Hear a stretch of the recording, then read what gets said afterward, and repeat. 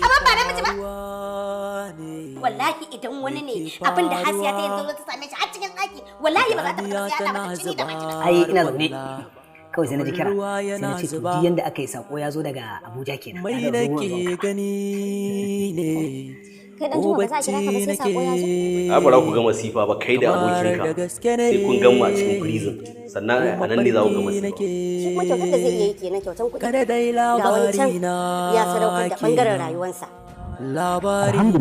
alhamdulillah dukkan yabo da godiya tabbata ga Allah madaukakin sarki tare da manzon tsira Muhammadu Rasulullah sallallahu alaihi wasallam a cibiyar sassauci kullum muna ƙara inganta muku magungunan mu don ganin kun samu waraka daga cututtukar musamman masu fama da matsala na masturbation ma'ana stimuli yana haifar da low sperm count ma'ana ƙarancin ruwan mani sa'annan yakan saka quick ejaculation ma'ana saurin inzali yana haifar da kankancewar gaba sa'annan yana sa yawan mantuwa yana taɓa kwakwalwa ga ɗan adam idan ya yi ƙarfi a jikin ɗan adam yakan hana shi aihuwa to alhamdulillah a cibiyar sassauci muna da maganin istimna'i ana amfani da shi cikin sati 3 a rabu da cutar istimna'i duk ƙarfinta da iznillah akwai masu fama da matsala na cutar ulcer ƙarfin ulcer a jikinka ko da ta kai shekara da shekaru da iznillah idan muka haɗa maka maganin ulcer cikin sati 2 kacal za ka yi amfani da shi ka rabu da cutar ulcer da iznillah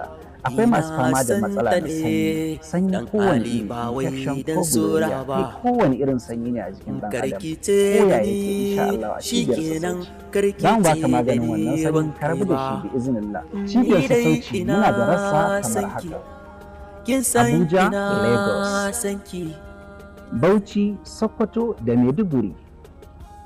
A ƙasar Nijar muna cikin garin Maradi. A ƙasar Cote d'Ivoire muna nan a cikin garin Abidjan. Sa'an nan a cikin ƙasar Saudiya muna nan a cikin garin Makka. A cikin ƙasar Benin muna nan a Malabil. Al'ummar ƙasar Libya muna nan a cikin Tripoli. Sa'an nan cibiyar sassauci ba mu da ofis a ƙasan Benin, duk ofisoshinmu suna saman Benin ne. Masha Allah. Miyan kuka tana washe ƙwaƙwalwa sosai, tana sa basira.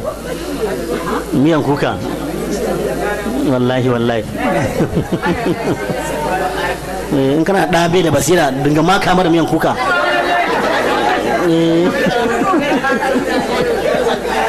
Zare kuwa wallahi maganin karatu ne.